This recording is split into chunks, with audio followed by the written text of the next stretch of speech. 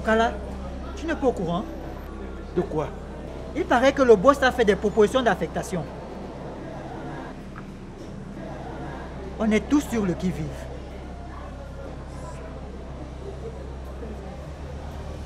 Qu'est-ce que tu veux, Dorcas? Écoute, je suis désolée. J'en reviens pas que tu sois aussi hypocrite. Je t'en prie, Nathalie. Tu aurais quand même pu me prévenir que ta mère allait me mettre hors de la maison, Dorcas. Mais je ne le savais pas. L'inspecteur Okala est donc devenu une véritable entrave à l'ordre et au respect dans notre commissariat. C'est la raison pour laquelle, à mon avis, une affectation disciplinaire serait la bienvenue dans le cas d'un redressement et permettrait au reste des éléments de se ranger. Où sont les documents? Quels documents? Tous les documents. Comptabilité, banque, assurance, tout. Je ne peux pas me faire soigner. Je ne peux pas me faire servir de l'argent. Je ne peux utiliser aucune carte de crédit. Pourquoi? Écoutez, ne jouez pas à ce jeu avec moi. Dites-moi ce qui se passe. Je suis désolée, madame, mais je n'en sais rien. Ne vous avisez plus jamais de poser vos sales mains sur moi. J'ai des informations importantes qui peuvent vous servir. Il s'agit de quoi? Vous avez tout ça dans cette clé. Bonjour. Fraude, corruption, atteinte aux droits de l'homme. Voilà des actes crapuleux auxquels se livrent sans vergogne certains officiers de police judiciaire de la ville de Douala. Le commissaire Étienne Simo, puisqu'il s'agit de lui, est à la tête du commissariat central depuis presque 6 ans. D'après une source anonyme, il sèmerait la terreur dans son commissariat au détriment de ses éléments et des usagers à lui confier par l'État. Beaucoup d'autres chefs d'accusation pèseraient contre lui. Abus d'autorité, harcèlement, corruption, cupidité et autres exactions sont... Nous espérons vivement qu'une enquête sera ouverte au plus tôt et que la police des polices mettra un point d'honneur à débarrasser notre société de cet autre exemple nocif d'officiers véreux qui ternissent l'image de notre pays sur la scène internationale. Okala! Okala!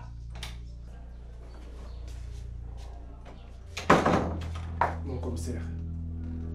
Passez-moi votre téléphone un moment, s'il vous plaît. Quoi? Vous n'avez pas d'unité? Je vais appeler discrètement quelqu'un. Je comprends. Mawo, il est. Mawo, il est. Des ténèbres qui nous environnent n'ont jamais eu le dernier mot. Des truands portent des couronnes, mais le vent les emportera. Mais le vent les emportera. On récolte ce que l'on sème, de l'ivraie ou de la bonne graine. Une satire sociale pour être un miroir qui nous confond, nous interroge, nous interpelle. L'ennui du péché, pour que nous soyons conscients. L'ennui du péché est responsable de nos actes. L'ennui du péché, pour que nous soyons conscients. L'ennui du péché est responsable de nos actes. Il y a le prix du péché. Mawo, il est. Mawo, il est.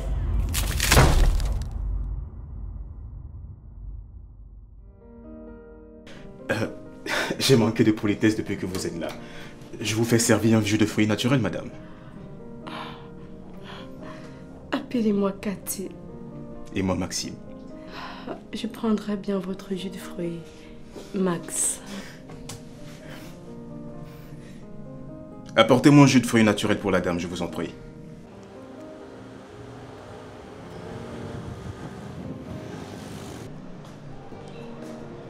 Vous avez ici l'attestation d'existence et des souches d'actes de naissance. issu des procédures de reconnaissance d'enfants et établi depuis 3 semaines avant la mort du défunt et déposé dans mon propre cabinet. Car M. Fotso avait tenu à ce que je m'en charge à titre personnel. J'ai moi-même remis à M. Fotso l'acte pour la réécriture du contenu de son testament qui lui tenait à cœur. Monsieur le Président du tribunal, nous parlons ici de la seule fille biologique du défunt, et non d'un enfant illégitime au départ, seulement reconnu par lui. Objection, Monsieur le Président. Maître Kana s'égare. Ce n'est pas la raison de notre présence ici. Objection retenue. Maître Kana, revenons à l'essentiel, s'il vous plaît. Merci, Monsieur le Président. S'il est vrai que M. Fotso n'a pas eu le temps de déposer l'acte à son notaire, il reste que celui-ci, l'ayant fait établir, envisageait de l'utiliser pour une bonne raison. Malheureusement, ne sera pas arrivé à sa fin, fauché par cette agression mortelle. Maintenant, Monsieur le Président, ma cliente ici présente, Mademoiselle Nathalie Fotso, étant officiellement reconnue comme la fille légitime de Monsieur Fotso, demande que réparation soit faite et qu'elle intègre naturellement le testament de son défunt père en tant qu'ayant droit. J'en ai terminé, Monsieur le Président. Maître, vous avez la parole. Monsieur le Président, je ne vais pas m'étendre longtemps car les textes sont clairs. En tant que notaire et dépositaire de l'authenticité dans l'établissement des actes, le cas Fotso ne fait l'objet d'aucune discussion. En tant que notaire de M. Fotso, je n'ai jamais été au courant de l'existence d'une autre fille. Mieux, je n'ai jamais reçu de M. Fotso la moindre requête visant la réécriture de son testament. Maître, vous et moi sommes tout simplement confrontés à une impasse. Avec vous, M. Fotso a peut-être établi l'acte de cette autre fille. Mais, n'ayant pas eu le temps de me transmettre le document pour la réécriture, Monsieur le Président, M. Fotso n'est plus. Et face à cette situation, Monsieur le Président, je ne crois pas avoir la compétence de réécrire son testament. J'en ai terminé.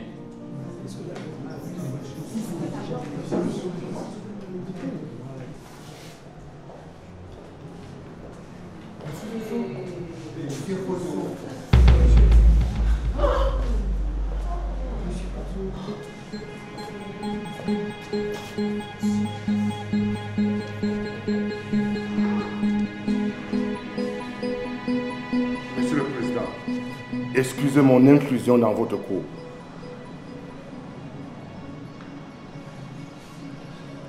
Je n'ai jamais été mort. J'ai moi-même orchestré ma disparition pour échapper au meurtre orchestré par mon épouse présentée ici.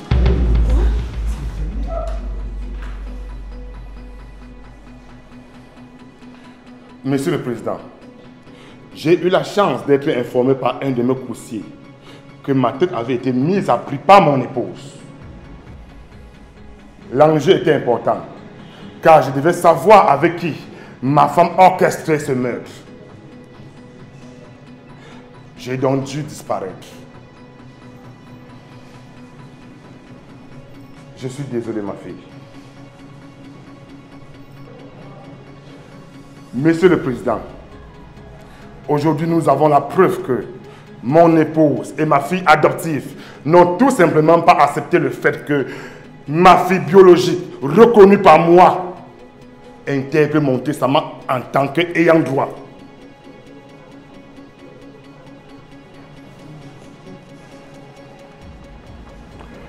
Vous avez ici la copie du testament réécrite par mon notaire ici présent. Curieux maître de savoir qu'aujourd'hui vous niez tous les faits. Monsieur le Président, que justice soit faite.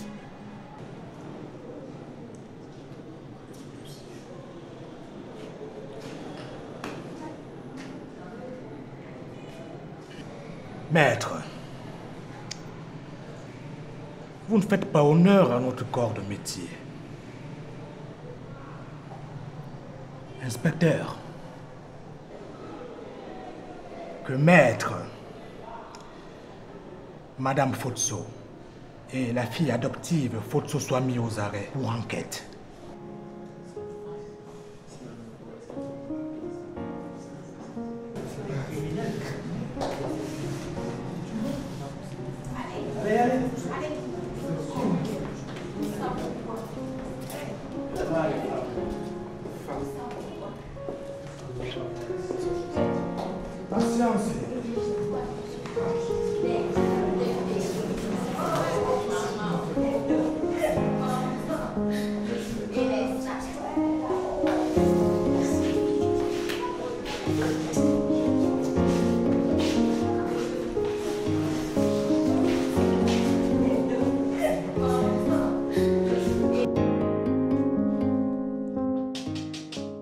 C'est ouvert, entrez.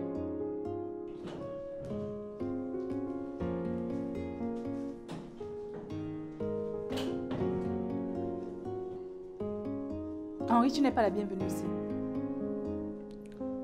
Je le sais, Sylvie. Mais il fallait que je vienne pour m'excuser. Sylvie, tu as le droit de ne pas me recevoir, de ne pas me parler. Mais je crois qu'il est important que tu saches que je te suis reconnaissant pour la vie. Sylvie, ne change surtout pas par la faute du manipulateur, du mesquin que j'étais. Car tu es une fille bien. Grâce à ta sincérité et à ta générosité, une personne bien est née en moi. Merci Sylvie. Merci beaucoup. Henri.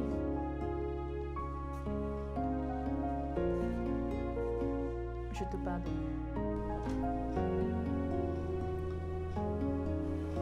Merci Sylvie. Merci.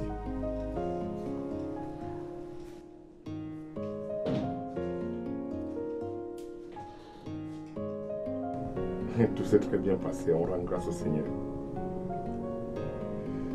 Ouais. C'est la moindre des choses. Je vous rappelle tout de suite. Monsieur, je vous amène notre ange gardien. Envoyé par la Providence. Vous savez, Madame Belek, il ne faut jamais se mettre sur le piédestal, soit disant qu'on est riche ou quoi. On a toujours besoin de l'autre, quel qu'il soit. Ah ça, je vous l'accorde, monsieur. Bien, je suis à votre disposition au cas où vous aurez besoin de moi. Mais dis-moi, Monsieur? Qui joue la musique aussi fort comme ça? Ça devrait être la discothèque d'à côté. Oh, les jeunes. Ok. Assieds-toi, mon cher. À plus tard. À plus tard. Alors, mon cher, comment tu vas? Ça va aller, monsieur. Je t'ai fait venir dans mon bureau aujourd'hui pour te remercier de m'avoir sauvé la vie. De rien, monsieur. Je sais que c'est grâce à la rue que j'ai eu la vie sauve. Mais ce n'est pas une raison pour te laisser dans la rue.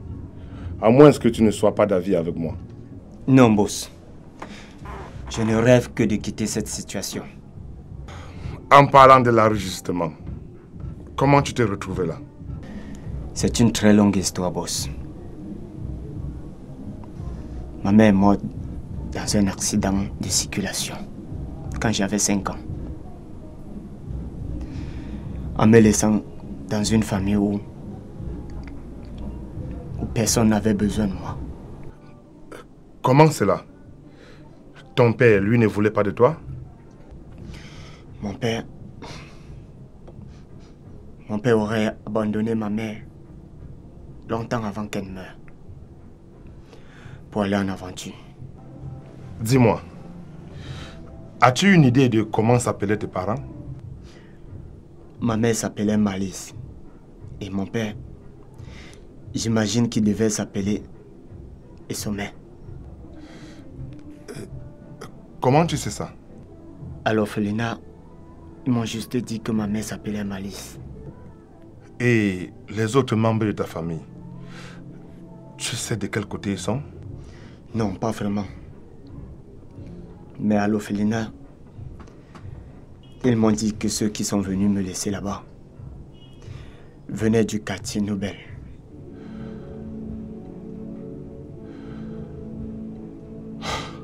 Incroyable. Ce monde est fou. Qu'est-ce qui ne va pas, boss? Malice et Kaka étaient une amie. Ton père et ta mère étaient des amis à moi quand j'étais plus jeune.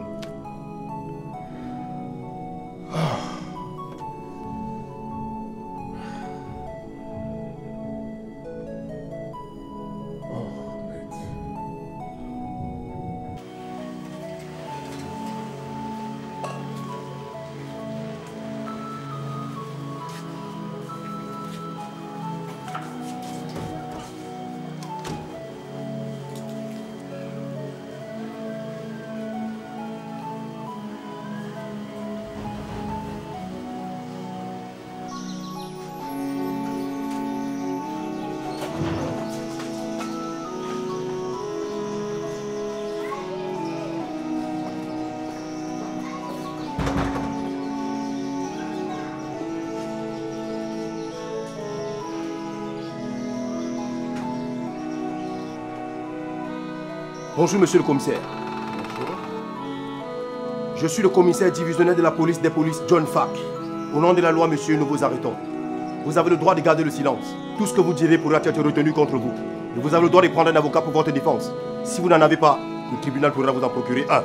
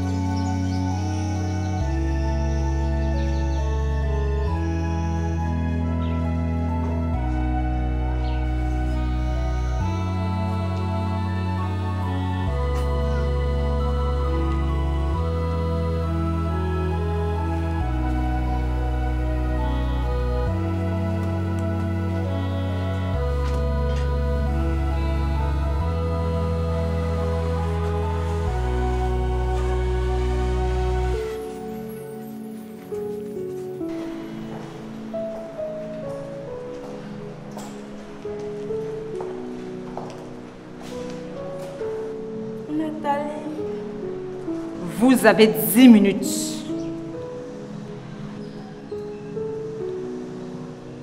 Comment tu vas? J'ai péché par omission et par suivisme, Nathalie. Ma mère a toujours eu une forte personnalité. Et je n'ai jamais eu d'autre choix que de rester dans son ombre et de la suivre dans ses mauvais plans. Si tu savais comme je regrette. Dorcas, écoute. Elle m'a menti pour papa, je te jure. Et pour toi, j'ai participé à trouver des infos. Mais je savais pas ce qu'elle voulait en faire. Papa est le seul père que j'ai connu. Et malgré tout, je t'aime comme une sœur. Dorcas.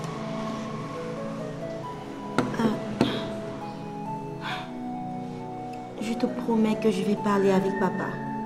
Et on va voir ce qu'on peut faire, ok? Non, Nathalie. Je mérite d'être ici. J'aurais pu essayer de ramener ma mère à la raison.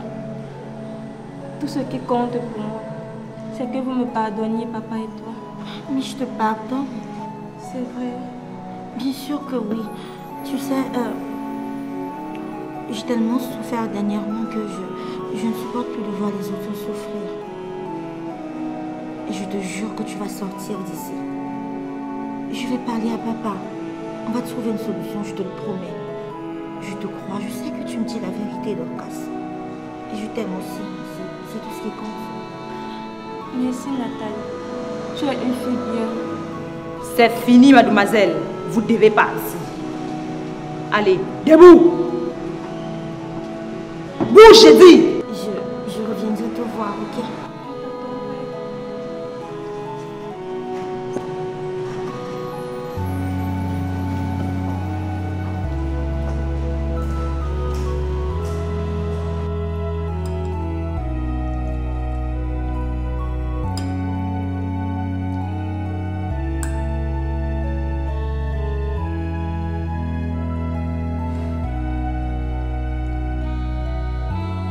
Que se passe-t-il, ma chérie? Tu n'as pas touché à ton repas? J'ai pas d'appétit. Ma fille, je te connais bien assez. Ça se voit bien que quelque chose te tourmente. Et tu ne devrais pas te mettre dans cet état, tu sais. Je pense simplement à l'organisation du mariage. Notre wedding plan a pourtant l'air très efficace. Nous avons mis en jeu tout ce qui demandait pour l'organisation de ce mariage selon tes choix, à ce que je sache. Y a-t-il quelque chose que j'ignore? Papa, imagine ce que serait devenue ma vie si tu n'avais pas été là pour moi. Même après que je sois partie de... chez Simon. Tu imagines combien sa réputation seule aurait entaché ma vie. Cette histoire fait partie du passé.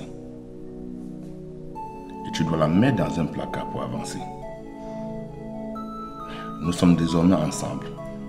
Et c'est ce qui compte. Justement, papa. J'ai eu cette grâce d'être du bon côté de la plaque.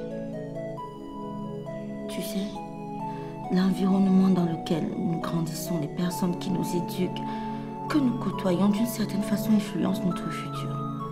Tu es d'accord avec moi? Absolument. Je suis tout à fait d'accord avec toi. C'est pourquoi je veux te parler de Dorcas.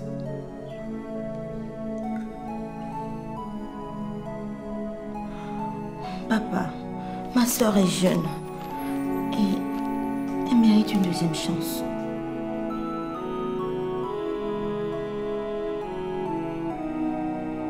Je t'en supplie. Papa, elle a toute la vie devant elle. Tout le temps de se refaire une vie loin de sa sorcière de mère. S'il te plaît, fais quelque chose pour elle.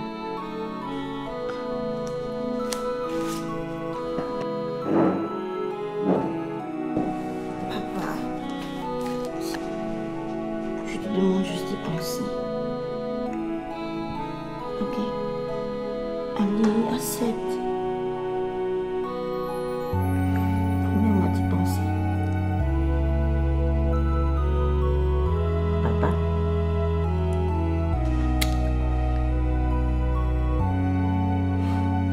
Promis.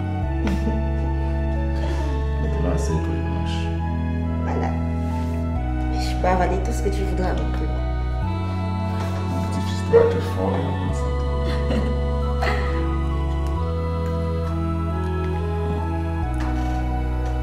Bon appétit.